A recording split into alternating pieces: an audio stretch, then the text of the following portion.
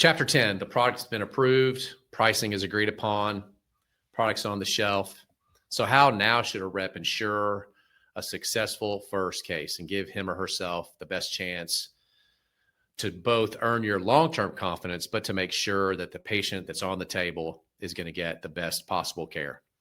So I think without a doubt, number one is prepare. And when you think you've prepared enough, prepare more. And that includes a combination of having trays where they need to be, but also it involves communicating not just with the surgeon, but communicating with their staff, making sure that they have the correct name for the instruments, that you are getting the emails or communications about the case properly, that they know how to get a hold of you if there's a question. What if the case switches day? It's the first case, but it's supposed to be on Tuesday, but they had to be switched to next Thursday and it switched to a different location. Who's going to communicate that to you, right?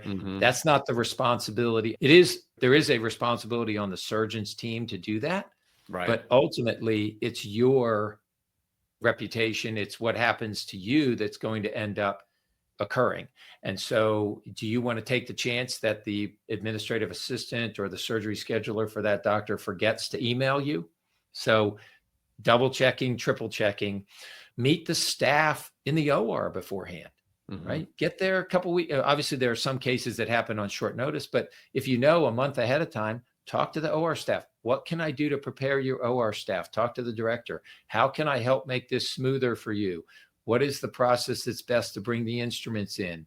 Basically, trying to be of service to the staff in the OR is just as important as the service to the doctor. Because anything that makes that case go awkwardly, anything that makes that case go more difficult for the staff member's not going to be happy.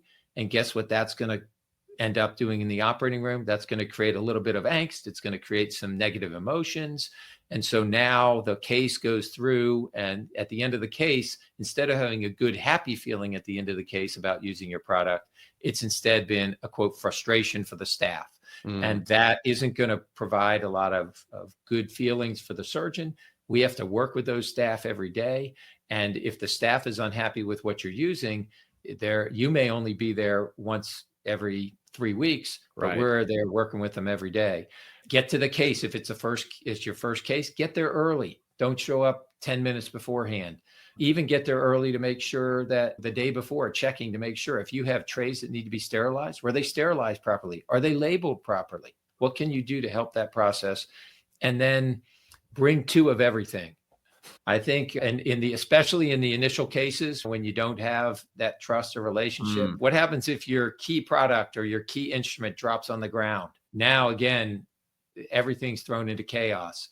Bringing 2 of everything and having a backup, having a plan B, because if there's one thing I've learned over time is that although we all try to do the best we can, and we would all love for the perfect scenario to play itself out, the reality is that things happen. Right. Instruments don't get sterilized properly, or there's a hole in the drape, or an instrument falls on the ground. And if you are there prepared, you're ready to solve that problem, you're going to look so much better than if you're sitting there dumbfounded and go, I don't know what to do now. I think those are the things that really it comes down to.